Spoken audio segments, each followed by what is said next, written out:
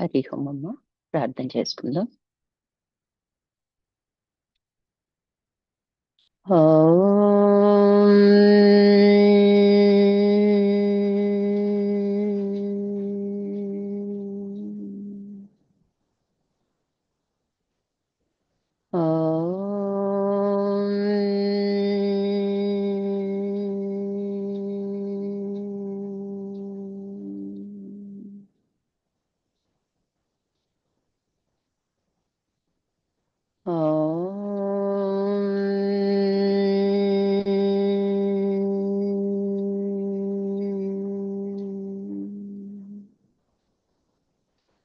गुरुर्ब्रह्मा गुरुर्विष्णुः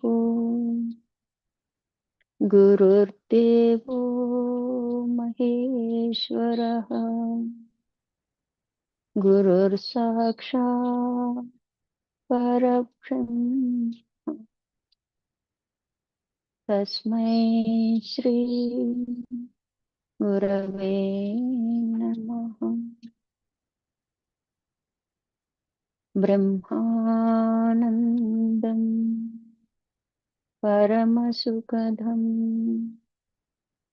केवलं ज्ञानमुक्तिं द्वन्द्वातीतं गगनसदृशं तत्त्वमस्यादिलक्ष्यम् एकं नित्यं विमलमचलं सर्वधी साक्षिभूतम् भावातीतं त्रिगुणरहितं सद्गुरुं तं नमामि। ॐ नमो ब्रह्मादिभ्यो ब्रह्मविद्या सम्प्रदाय कर्तृभ्यो वंश ऋषिभ्यो महाभ्यो नमो गुरुभ्यः। सर्वोपप्लवरहित प्रज्ञानघन प्रत्यगर्तो ब्रह्मैवाहमस्मि अहं पदार्थरहितः सदाशिवसमारम्भाम् व्यासशङ्करमध्यमाम् अस्मदाचार्यपर्यन्ताम् वन्दे गुरुपरम्पराम्। ॐ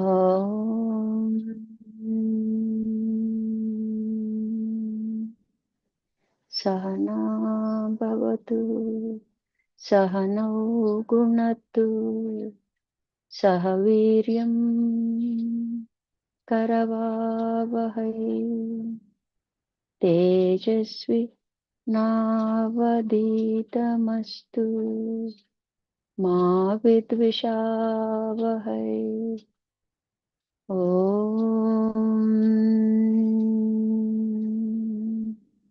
तत्सत्। ॐ शान्ति शान्ति शान्तिः। हरिः ओम् श्रीगुरुभ्यो नमः। हरिः ओम्। हरिः ओम् సోమవారం అందరికీ హరి ఓం అమ్మ. పరిప్రశ్నలో మనము 3 శరీరాల గురించి తెలుసుకున్నాం.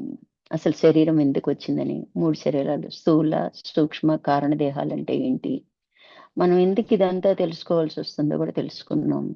అలాగే శరీరత్రయ విలక్షణ గురించి కూడా తెలుసుకున్నాం. వాటిని ఎలా మనం జాగ్రత్తగా విడబడాలి అని తెలుసుకున్నాం.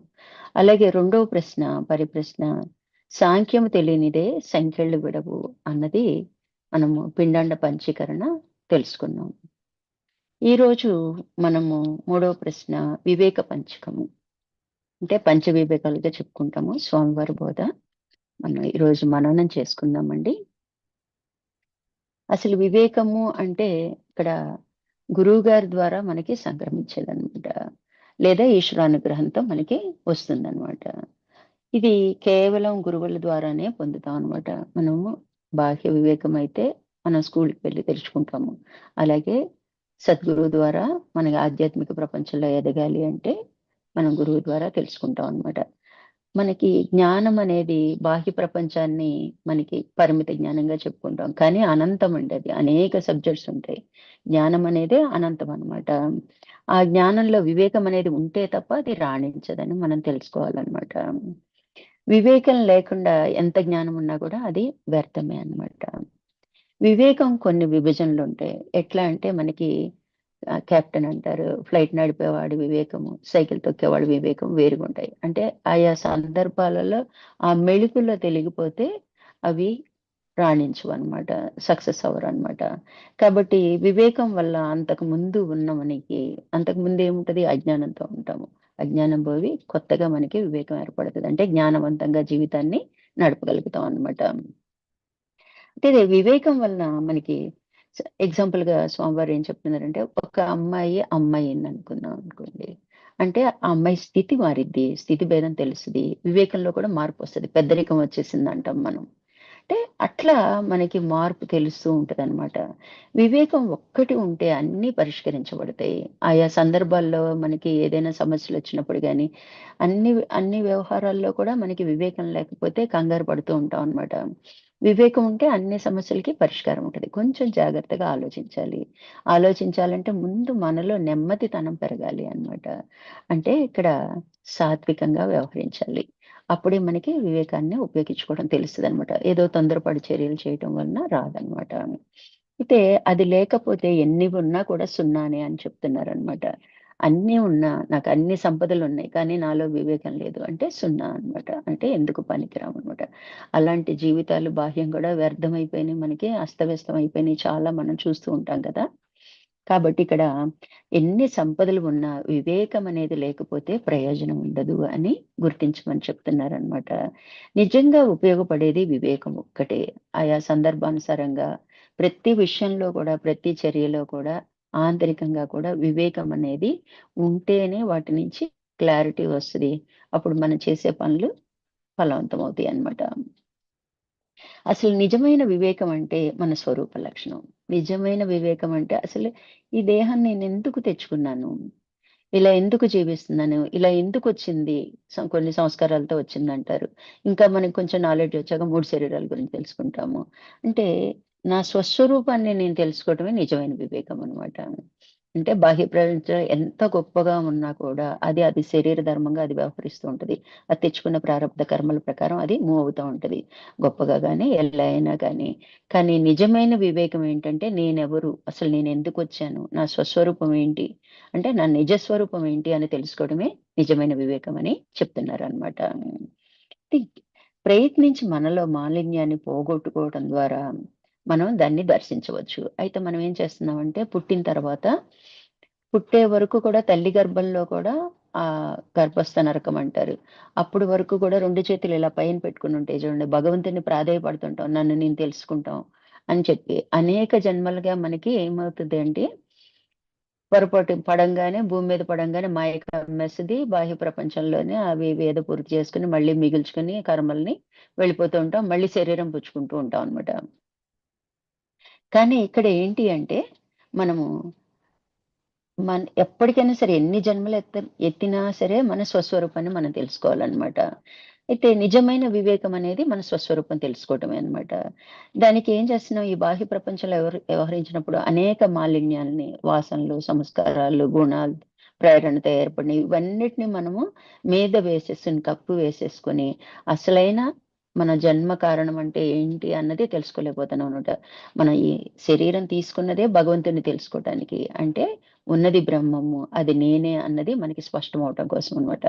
ఇవన్నీ మనకి అడ్డొస్తూ ఉంటాయనమాట. అందుకని మనలో ఉన్న మాలిన్యాల్ని అంటే అంతఃకరణ శుద్ధి చేసుకున్నట్లయితే మనము దాన్ని దర్శించగలుగుతామనమాట. అది ఎక్కడో లేదనమాట. మనలోనే ఉందనమాట. అలా ప్రయత్నించి మనలోని మాలిన్యాన్ని పోగొట్టుకుని, మరుగున పడిన దాన్ని దర్శించాలి. అదే స్వరూప జ్ఞానం కలగటము అంటే. వివేకం గురువుగారి వలన, ఈశ్వరానుగ్రహం వలన వస్తుంది. భగవంతుడిని ప్రార్థన చేయటం వలన, మనకి గురువుగారిని మనం ఆశ్రయించటం వలన మనకి వివేకం కలుగుతుందనమాట. అయితే సాధకులకి ఆల్రెడీ మనం సాధనలో ఉన్నాం. గురువుని ఆశ్రయించాము. ఆయన అనుగ్రహంతోనే మనం సాధన చేయగలుగుతున్నాం. సాధకులకి సంధ్యా సమయాల్లో 4 ఉంటాయి గదా! 6, 12, 6, 12 అవి చేయటం వలన రెగ్యులర్‌గా చేయటం వలన కూడా మనకి వివేకం వస్తదనమాట. ఈశ్వరానుగ్రహం, గురువు అనుగ్రహం పొందగలుగుతాం అనమాట. ఇది వచ్చే ఛాన్స్ ఉంది. వివేకం వచ్చే ఛాన్స్ ఉంది మన పరిణామానికి. ఆశ్రమ జీవితం గడపాలి. అలా ఉండాలి అంటే ఆశ్రమంలో ఎలా ఉంటారు? ఇప్పుడు ఈ రోజుల్లో మనం వెళ్లి ఆశ్రమంలో జీవించలేంగా. మహా జీవించిన 40 రోజులు లేదా మండలం రోజులంటారు. లేదా 21 రోజులు. అంతవరకు జీవిస్తాం కానీ, పూర్తిగా అక్కడెళ్లి ఉండలేం కాబట్టి వెనకటి కాలంలోగా ఇంటినే ఆశ్రమంగా చేసుకోవాలనమాట. అంటే ఎలా తినాలి? ఎలా వ్యవహరించాలి? ఏం చేయాలన్నది మనం తెలుసుకొని జీవించాలనమాట. సాధన మార్గంలో జీవించాలి. అంటే ప్రతి నిమిషం కూడా మనల్ని మనం మర్చిపోకుండా సాధనగా మన జీవితాన్ని ఎలా జీవించాలి అన్నది మనం ఏంటి మన స్వస్వరూపం ఆత్మ అని తెలుసుకున్నాము. ఆత్మ లక్షణాలను గ్రహించాము. ఆ లక్షణాలతో జీవించే ప్రయత్నం చేస్తున్నాము. అంటే అంతకుముందు స్వభావ రీత్యా మనలో మన స్వభావం వేరుగా ఉంటది. మన సంస్కారాలు వేరుగా ఉంటాయి. ప్రారబ్ధ రీత్యా కొన్ని తెచ్చుకుంటాం. మన వాసనలు వేరుగా ఉంటాయి. వాటిని మంచి చెడు గుర్తించి ఇది నేను వెళ్ళే మార్గం. అంటే మనం ఏ మార్గం వెళ్తున్నాం? ఆధ్యాత్మిక మార్గం వెళ్తున్నాం. ఈ మార్గానికి ఇది సరిపోతుందా? లేదా? అన్నది మనము చూసుకుంటూ, మార్చుకుంటూ ఇది కాదు అన్నప్పుడు ఆ వాసనని గాని, ఆ సంస్కారాన్ని గాని, ఆ స్వభావాన్ని గాని ప్రయత్నించి మార్చుకుంటూ మనం ఎదగటం అన్నమాట. కాబట్టి ఇక్కడ ఏం చెప్తున్నారు? ఆశ్రమ జీవితం గడపాలి. సాధనా మార్గంలో జీవించాలి. శాస్త్ర అధ్యయనంలో సూక్ష్మత గ్రహించాలి. మనం శాస్త్రాలు చదువుతాం.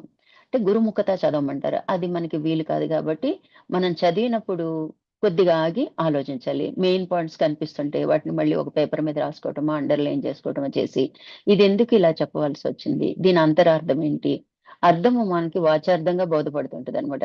అంటే సూక్ష్మంగా వెళ్ళాలి అంటే కూడా మనకి వివేకం కావాలన్నమాట. దాన్ని క్యాచ్ చేయగలగటం అనేది మనకి తెలియాలన్నమాట. అంటే వివేకం రావాలి. వివేకం రావాలంటే గురువు యొక్క అనుగ్రహం పొందాలి. లేదా ఈశ్వరుని యొక్క అనుగ్రహం పొందాలి. మనకి అలా సాధనా సమయంలో వచ్చే అవకాశం ఉంది గాబట్టి 4 సంధ్యలు చేయవలసిందే. స్వామివారు పదే పదే మనకి బోధిస్తున్నారు. సంధ్యలు చేయండమ్మా. ఏ పూట మాలిన్యం ఆ పూట రద్దయిపోతుంది. మళ్ళీ కొత్త మాలిన్యం ఏర్పడకుండా ఉంటది అని చెప్తూ ఉంటారనమాట. కాబట్టి శాస్త్రాధ్యయనంలో సూక్ష్మతని గ్రహించాలి. గురు బోధనలను ధారణ చేయాలి. గురువుగారు చెప్పినప్పుడు మనం ఒక రన్నింగ్ నోట్స్ ప్రిపేర్ చేసుకొని, మెయిన్ పాయింట్స్ పెట్టుకొని, సాధన రీత్యా వీటిని నా జీవితానికి నేను ఎలా అప్లై చేయాలి? నా జీవితానికి ఇది ఏ విధంగా అప్లై చేసుకుంటే నేను పరిణామం చెందుతాను? అన్నది మనం ఆ విధంగా ఆలోచన చేయాలి. దానికోసం ధారణ చేయాలన్నమాట. అప్పుడు మనం నిత్య జీవితంలో ఆ లక్షణాలను ఆచరణలో పెట్టాలి. వింటే సరిపోదు, రాసుకుంటే సరిపోదు, ఆలోచించి విచారణ చేస్తే సరిపోదు. అది మన జీవితానికి అప్లై చేసినప్పుడే మనము పరిణామం చెందుతామనమాట. కాబట్టి ప్రతి ప్రతిరోజు శాస్త్రజ్ఞంలో కొన్ని వాక్యాలు చదువుకోవాలి. కొన్ని చాప్టర్స్ చదువుకోవాలి. అలాగే స్వామివారి బోధలు అనేకం ఉన్నాయి. ఒక బోధ వినాలి. అవి ఆ పాయింట్స్‌ని మనం పెట్టుకోవాలి. నా జీవితంలో ఈ పాయింట్‌ని నేనెలా అప్లై చేయాలి అన్నది ఆలోచించి, విచారణ చేసినట్లయితే మనకి క్లారిటీ వస్తది. అప్పుడు మనం ఆయా సందర్భాల్లో వాటిని ఉపయోగించడం ద్వారా సాక్షిగా నిలబడతాం అన్నమాట. అలా మనం మన నిత్య జీవితంలో ఆ లక్షణాలను ఆచరణలో పెట్టాలి. ముఖ్యంగా ఆధ్యాత్మికత యందు పరిణామం చెందాలి అంటే మనకు పంచ వివేకాలుగా చెప్పబడుతున్నాయి. వివేకాలు 5 రకాలుగా ఉన్నాయండి. ఎక్కడ మన బాహ్యానికి కాదనమాట. ఆంతరంగంగా ఎదగటానికి. అంటే మనకొక లక్ష్యం ఉంది. ఆ లక్ష్యాన్ని ఒక్కసారే చివరి లక్ష్యాన్ని చేరుకోలేం గాబట్టి స్టెప్ బై స్టెప్ మనము ఎదుగుతూ వెళ్తాం అనమాట. అలాగే ఈ మన ఈ ఎదుగుదల అంటే పూర్ణము, పరిపూర్ణము పొందాలి అంటే 5 వివేకాలుగా చెప్తున్నారనమాట. ఈ వివేకాలను తెలుసుకొని మనం జాగ్రత్తగా మన జీవితానికి అప్లై చేసినట్లయితే మనం ఖచ్చితంగా పరిణామం చెందుతాం అనమాట. అందుకని ఇక్కడ ఏం చెప్తున్నారు? పంచ వివేకాలుగా చెప్పబడుతున్నాయి. ముఖ్యంగా ఆధ్యాత్మికత యందు పరిణామం చెందాలి అంటే మనకు పంచ వివేకాలుగా చెప్పబడుతున్నాయి. అవేంటి? నిత్యానిత్య వస్తు వివేకం. నిత్యమైనదేది, అనిత్యమైనదేది అనేది తెలుసుకోవటం వివేకం అన్నమాట.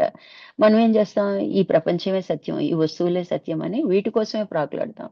నిజానికి ఇవి ఉన్నయా? లేవు. ప్రపంచమే జగత్తే లేదన్నప్పుడు ఇవన్నీ ఎక్కడి నుంచి వస్తాయండి?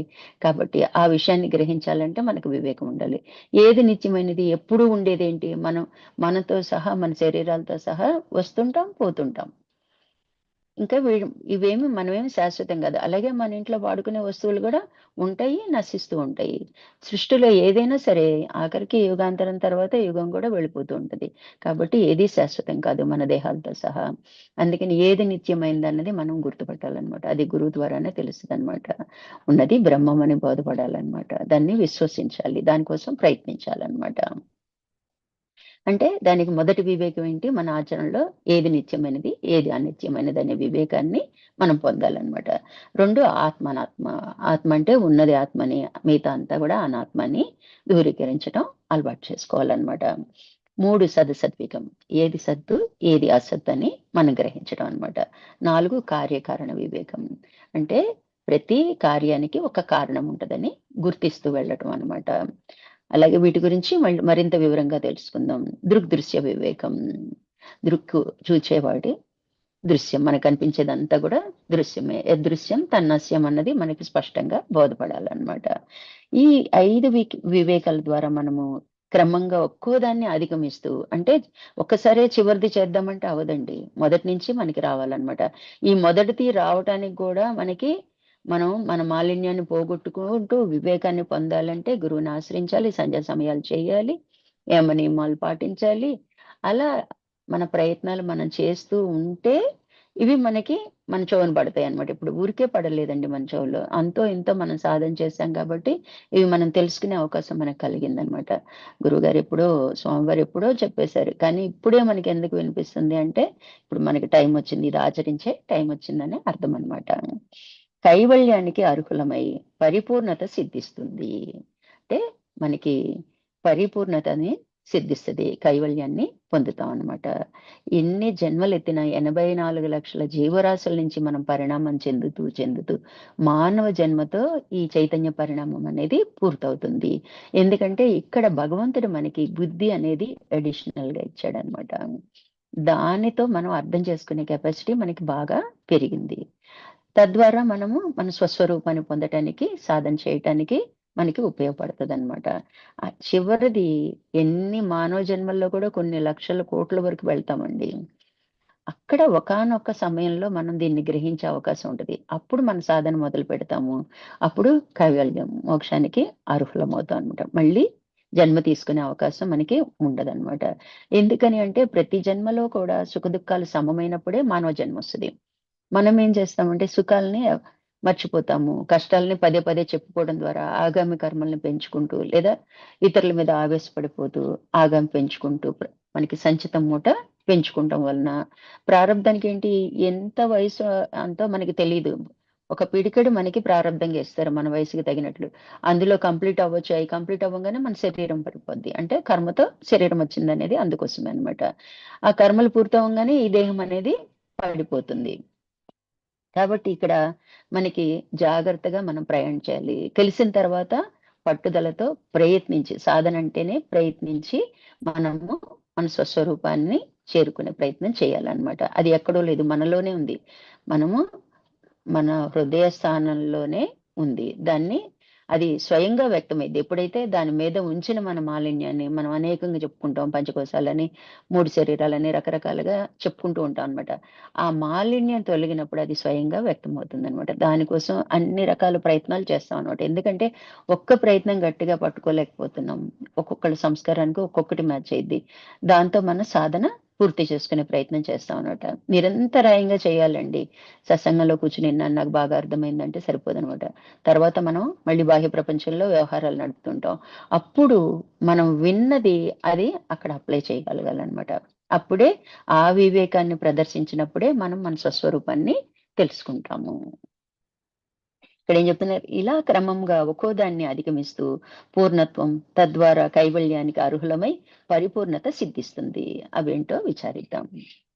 ఇక్కడి వరకు అర్థమైందండి. అసలు వివేకం మనకెందుకు కావాలి? ఎన్ని రకాల వివేకాలుంటాయన్నది ఇప్పటి వరకు మనం తెలుసుకున్నాం. వివేకం అనేది గురువు ద్వారా, ఈశ్వరానుగ్రహం ద్వారా వస్తుంది. వివేకంలో భేదం ఉంటది. వివేకం వలన మనము మన స్వస్వరూపాన్ని తెలుసుకునే అవకాశం ఉంటుంది. వివేకాల్ని 5 రకాలుగా చెప్పుకున్నారు. 1 నిత్యానిత్య వస్తు వివేకం, 2 ఆత్మానాత్మ వివేకం, 3 సద్ వివేకం, 4 కార్యకారణ వివేకం, 5 దృగ్దృశ్య వివేకం. ఇట్లా క్రమంగా ఒక్కో దాన్ని అధిగమించాలి. ఈ వరుస క్రమంలోనే మనం అధిగమించాలండి. అధిగమిస్తూ పూర్ణత్వాన్ని, తద్వారా కైవల్యాన్ని అర్హులమయ్యి పరిపూర్ణతని సాధిస్తాం. పూర్ణము, పరిపూర్ణమండి. తేడా ఉంది. అవేంటో ఒక్కొక్కటిగా మనం విచారణ చేద్దామండి. 1 నిత్యానిత్య వస్తు వివేకం. అంటే ఈ ఏది నిత్యమైనది, ఏది అనిత్యమైనది. అంటే మన కంటికి కనిపించే ప్రపంచం అంతా గూడా అనిత్యమండి. ఎందుకంటే అదృశ్యం తన్నస్యం అనేది మనకి పూర్తిగా అర్థం చేసుకోవాలనమాట. అది నమ్మాలి. నమ్మితేనే మనం అలా వ్యవహరిస్తాం అనమాట. అంటే ఈ వివేకం వల్ల బాహ్యంగా మనకి ఏమి మార్పు తెలీదు. ఎప్పుడైనా చూడండి, వివేకమైన, తెలివైన ఏదైనా మన లోపలే ఉంటది. అదేమి ఎగ్జిక్యూట్ మనం చేసే పనులు బట్టి, మనం వ్యవహరించే రీతిని బట్టి మన సంస్కారమైన మనకి తెలుస్తూ ఉంటదనమాట. అందువలన బాహ్యంగా పెద్ద మార్పులొచ్చినట్టు ఏం కనిపించదనమాట దీని వలన. మనం అర్థం చేసుకొని దేనికి ఇంపార్టెన్స్ ఇవ్వాలి, దేనికి అన్‌ఇంపార్టెన్స్ ఇవ్వాలనేది మనం తెలుసుకొని వ్యవహరిస్తాం. అంతే ఇక్కడ మార్పనమాట. అంటే ఇప్పుడు ఏది నిత్యము, ఏది అనిత్యం అన్నది మనకి బాగా తెలియాలనమాట. ఏది కనిపించినా ఎంత వాల్యుబుల్ వస్తువునైనా ఎప్పటికైనా ఇది పోయేదేగా. అది పోకపోతే మనమన్నా పోతాం, ముందే పోతాం అనమాట. మనమే శాశ్వతం కాదు అన్న భావన మనకు కలగాలనమాట. అలా కలిగినప్పుడు దేని మీద గూడా ఇది లేపోతే నేను ఉండలేను అన్న భావన మనకి రాదనమాట. అదుంటది, మనమే ఉండము. అప్పుడేం చేయగలుగుతాం?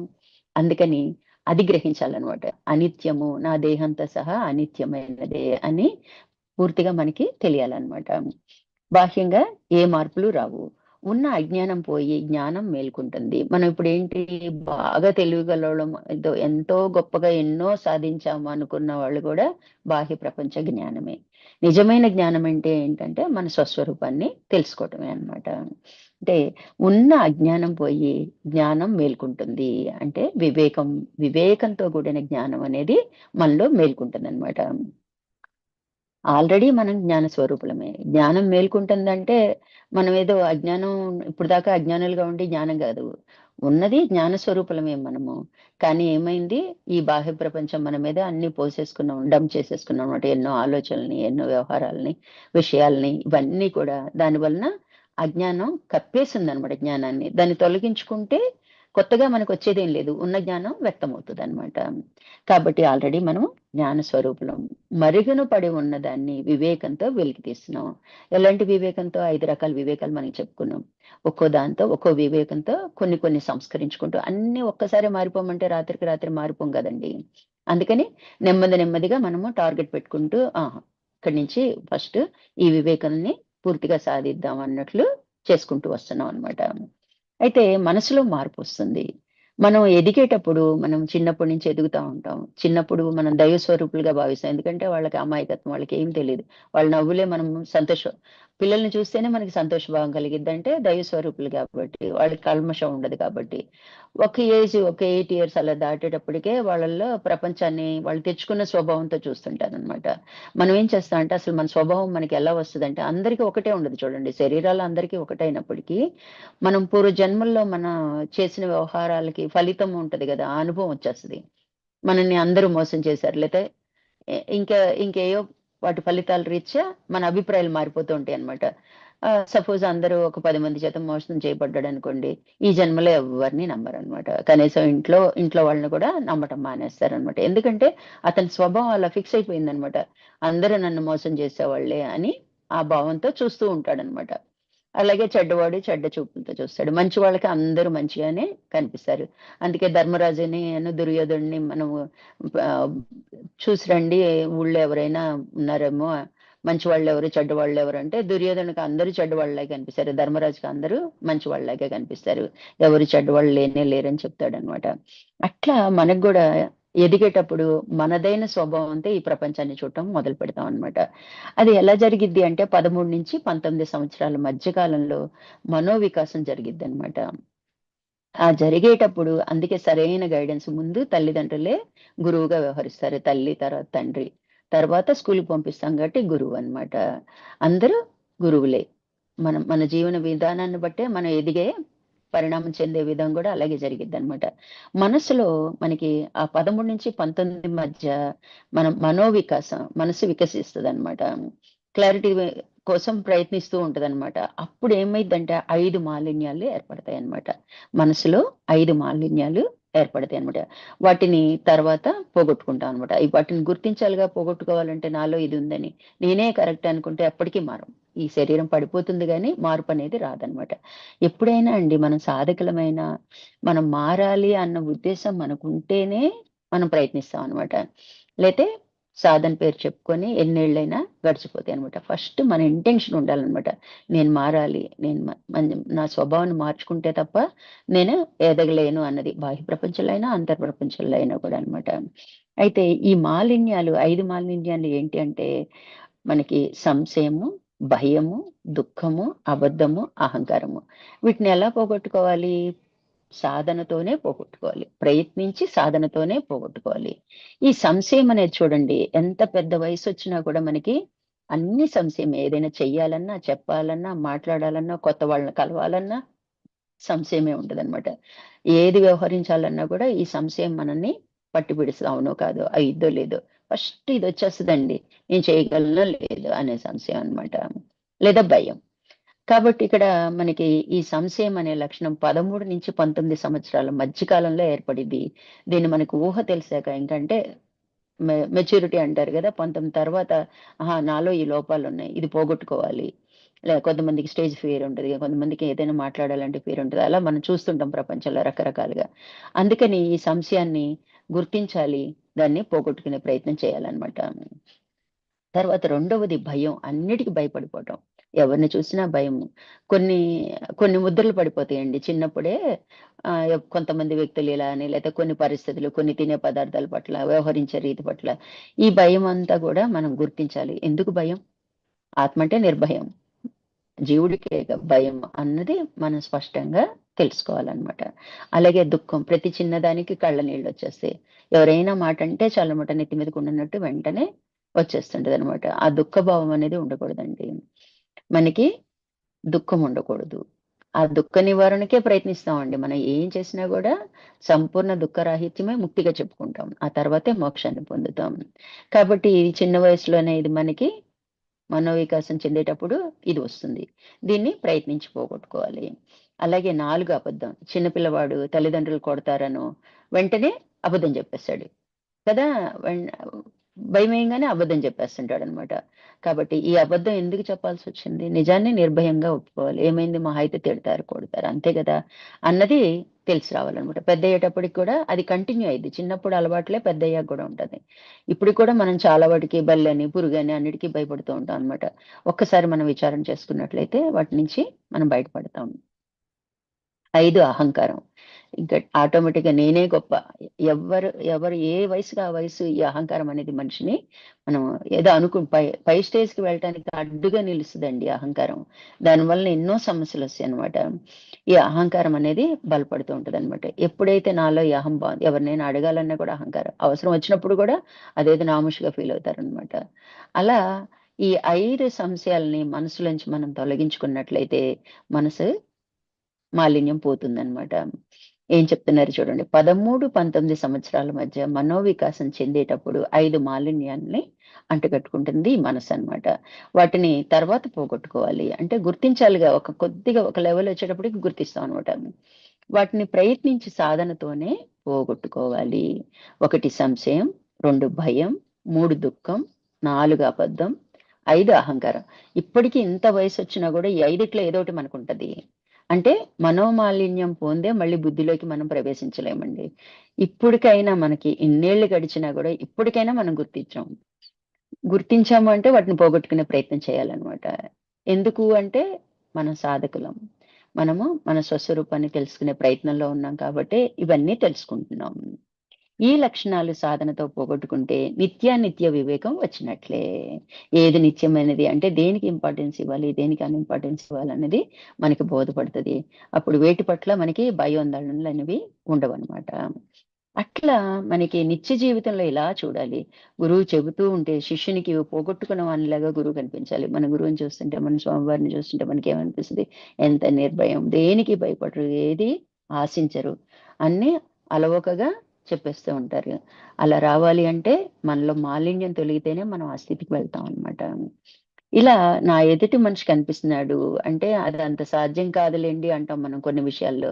అంటే మన ఎదురుంగా కనిపిస్తున్నారుగా, వాళ్ళు చేసి చూపిచ్చారు గదా! మనం ఎందుకు చేయలేము అన్నది మనకి ఎప్పుడైతే వస్తదో వివేకం మేల్కొంటదనమాట. అప్పుడు సాధన చేస్తాం అన్నమాట.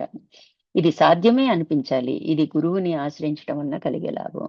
ఎందుకంటే మిగతా వ్యక్తుల్లో ఒక లోపం లేకపోవచ్చు. ఇంకోటేదో కనిపిస్తది. ఈ 5 ఏదో ఒకటి కనిపిస్తా ఉంటది.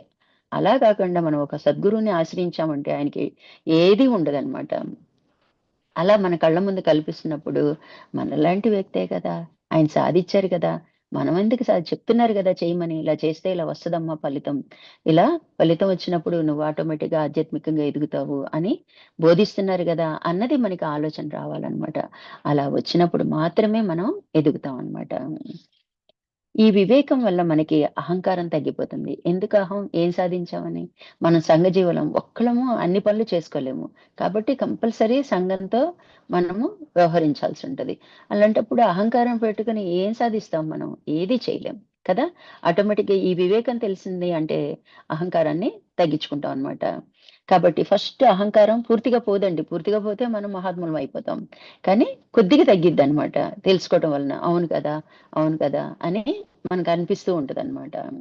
దివ్యత్వానుభూతి కలగటం ప్రారంభమవుతుంది. ఎప్పుడైతే మనకి ఈ సంశయాలన్నీ పోయినాయనుకోండి, మనసు ప్రశాంతత ఉంటది. ఎంతో శాంతంగా వ్యవహరిస్తాం. అంటే అది దైవీ లక్షణం. అంతే కదా! ప్రశాంత జీవనం అనేది దైవీ లక్షణం అన్నమాట. కాబట్టి ఆటోమేటిక్‌గా భగవంతుడు మనకి దగ్గరగా ఉన్నాడు. మనలోనే ఉన్నాడన్న అనుభూతిని మనం ఫీల్ అవుతా ఉంటాం అన్నమాట. అప్పుడు ఎవరిని ద్వేషించము, ఎవరిని ఏమి అనమనమాట. మనకు గూడా ఆ లక్షణాలు వచ్చేస్తాయన్నమాట. మనం గూడా ఎంతో శాంతంగా జీవిస్తాం అన్నమాట. అన్నిటిని గూడా అర్థం చేసుకుంటాము. మనం ఆయా సందర్భాల రీత్యా అవును కదా! ఆ టైం రావాలేమో అనుకుంటాం అన్నమాట. అంతే తప్ప ఎవరిని ఇది నీ తప్పని గాని, లేతే నేను ఈ పొరపాటు చేశానని గాని అన్న భావన మనకి రాదు. భేద దృష్టి రాదన్నమాట. అది దివ్యత్వ లక్షణాలనమాట. దివ్యానుభూతి కలగటం ప్రారంభమైతాయి. అంటే ఎప్పుడూ ఆనందంగా ఉంటాం. దుఃఖం అనేది మనకి రాదనమాట. ఇక్కడ దుఃఖం దగ్గర మనం క్లారిఫై చేసుకుంటాం. ఎందుకు దుఃఖం అన్నది మనం విచారణ చేసి పోగొట్టుకుంటాం. ఇదంతా మనసు చేసే మాలిన్యం అని తెలుసుకొని వాటిని పోగొట్టుకుంటాం. దైవంతో సహజీవనం చేస్తాం. అంటే దేవుడు పక్కనే ఉన్నాడు. మనలోనే ఉన్నాడు. మన ఎదురుగానే ఉన్నాడు. అందరిలో ఉన్నాడు. ఇట్లా భావంలో మనకి వచ్చేస్తూ ఉంటదనమాట.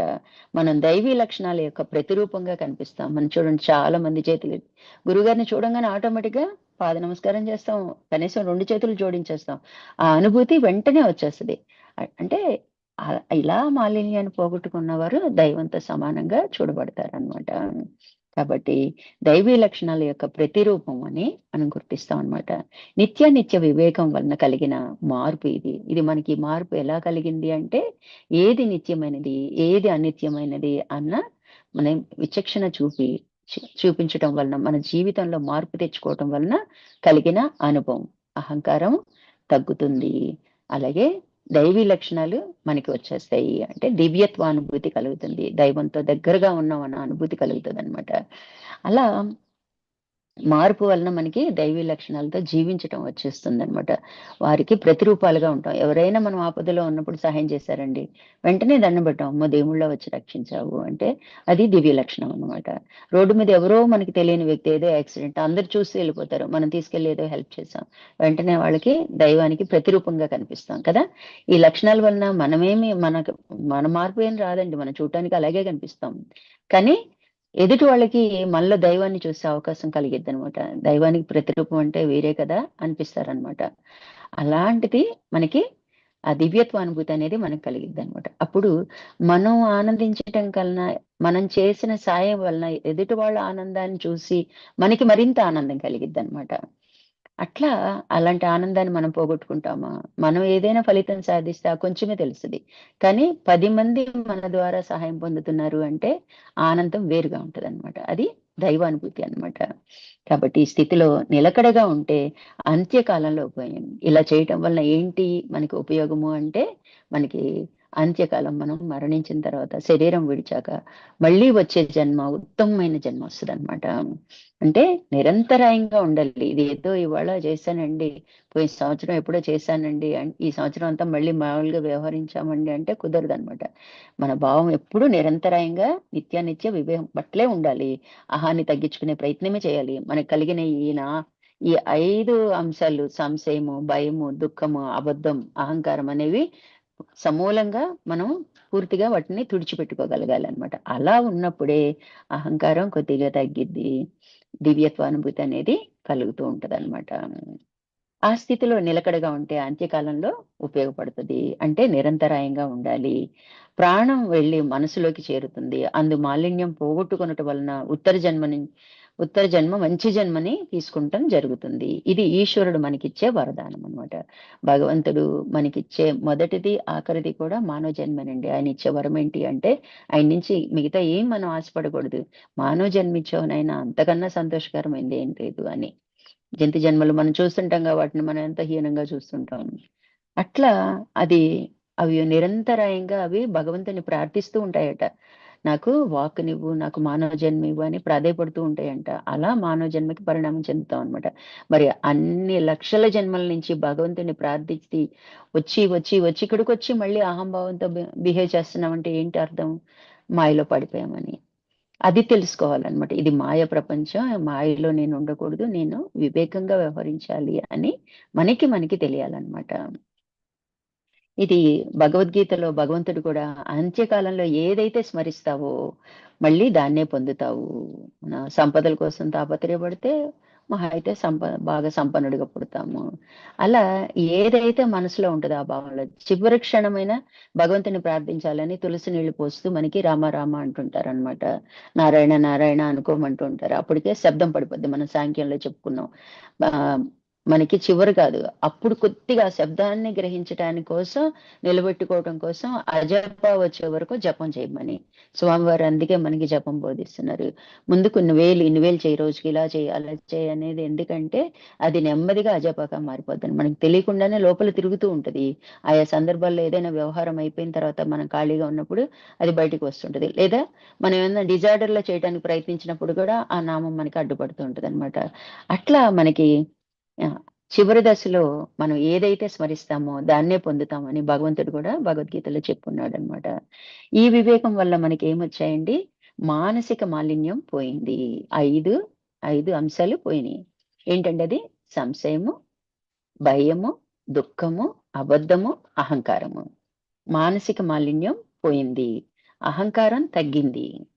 దివ్యత్వానుభూతి కలగటం ప్రారంభమైంది. అంటే భగవంతుడి లక్షణాలతో జీవించడం అనేది మనకి అర్థమవుతుందనమాట. అలా జీవించడానికి ప్రయత్నం చేస్తాం అన్నమాట. ఈరోజు ఈ వివేకం బాగా మనకి అర్థం చేసుకొని మళ్ళొకసారి వినండి. మళ్ళీ ఆచరించడానికి ప్రయత్నించండి. రేపు ఆత్మానాత్మ వివేకం చెప్పుకుందామండి. ఇక్కడికి ఆపుతున్నాను. హరి ఓం అండి. ఏమన్నా డౌట్స్ ఉంటే అడగండి.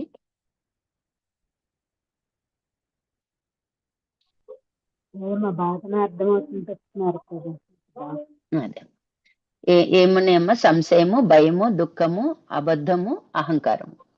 ఇయన్నీ మనలో ఉన్నాయా లేదా చూసుకోవాలి. చూసుకొని వీళ్ళు ఎలా పోగొట్టుకోవాలనే విచారణ చేయాలి. అవును, అనవసరం గదా! సంశయం ఎందుకు? ఫలితం ఆల్రెడీ భగవంతుడు పోయిన జన్మలో మనం చేసుకున్న దాని ఫలితం మనకిస్తాడు కదా! మన ప్రయత్నం మనం చేయాలి సిన్సియర్‌గా. ఇది మన వంతు అని మనం ఆలోచించగలగాలి.